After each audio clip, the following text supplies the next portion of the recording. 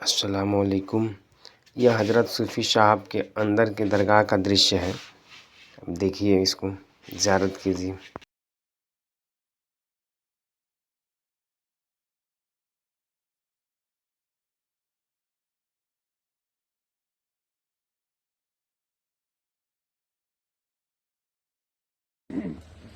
یہ ہمارے ڈوبھر پڑھتے تھے، بچپن ہی سے پرہیزگار متقی تھے۔ جی جی ان کو ابھی خلافت نہیں ملی۔ جی میری جھلک ان کے پاس ایک مرتبہ میں بمبئی میں ان کو دیکھا، جی ایک کمرے میں بیٹھے تنہائی میں تڑے موڑی کر کے میری جھلک ایک پڑ گئی۔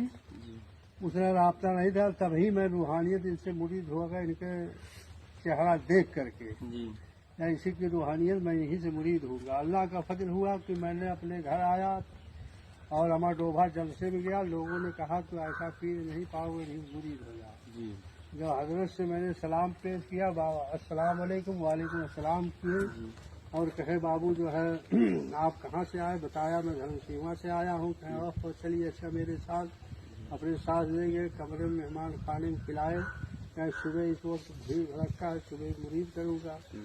حضرت جب مجھ کو بیعت کیے، جی اس وقت کہنے لگے کہ میرے مرید اتنا ہوئے ہیں، 60 طالب علم اور مدرس لے کر کے ہمارے ڈوبھا کے ہوئے ہیں، جی عام آدمی میں سے کوئی ابھی نہیں ہوا۔ 61 پر آپ کا نام لکھا جا رہا ہے، عبدالحکیم، اس لیے کہ 61 پر عام آدمیوں میں سے پہلا نمبر میرا 61 پر لکھا گیا۔ اس کے بعد حضرت سے آج 4 لاکھ مرید ہوں گے، اور سارے لوگ کہتے ہیں کہ میں حضرت مجھ کو مانتا ہوں، حضرت اس لائق تھے۔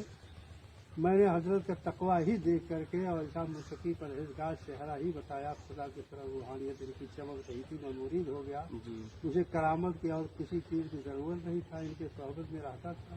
جی جب یہ مظلوم ہو گئے، لہرولی 2.5 سال ان کا خدمت میں نے کیا۔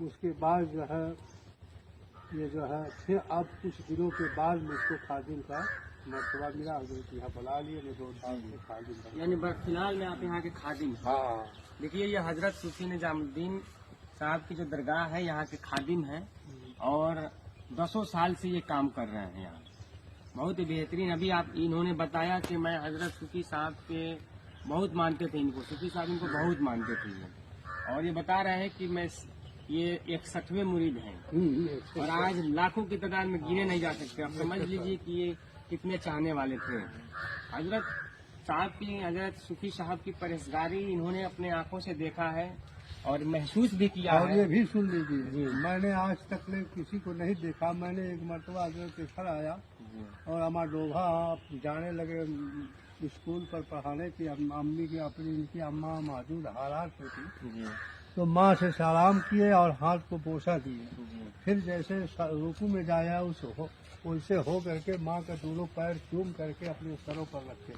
میں نے کہا آج کاش ایسے میری اماں ہوتا جو پیروں مرشد کر رہے ہیں، ایسے میں بھی کرتا۔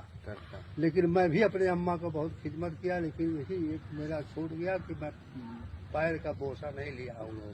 مصطفیٰ تو ماں سے کرتا تو ساری خدمت کرتا۔ دیکھیے، یہ پیروں مرشد کا کرم ہے۔ کرم ہاں، دیکھیے، جو کہتا ہے کہ ماں کے قدم کے نیچے جنت ہوتا ہے۔ جنت ہے، واقعی وہ جنت سمجھ کے ماں کے قدموں کو چومے، میں نے آنکھوں سے دیکھا۔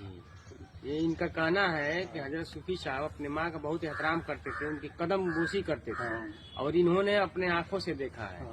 تو صوفی صاحب کو آپ ایسے ہی لگا سکتے ہیں اندازہ کتنی بڑی شخصیت ہے، جو اپنی ماں کو بوسہ دیے، اور ان کا یہی میسج تھا ایسا کرنے کا کہ جتنے ہمارے مریدین ہیں، جتنے لوگ ہیں، اپنے ماں باپ کی عزت کریں، ان کا احترام کریں اور سنت کے مطابق زندگی گزاریں، نماز پڑھیں، روزہ رکھیں، جو اسلام میں فرائض ہیں وہ بھی کریں۔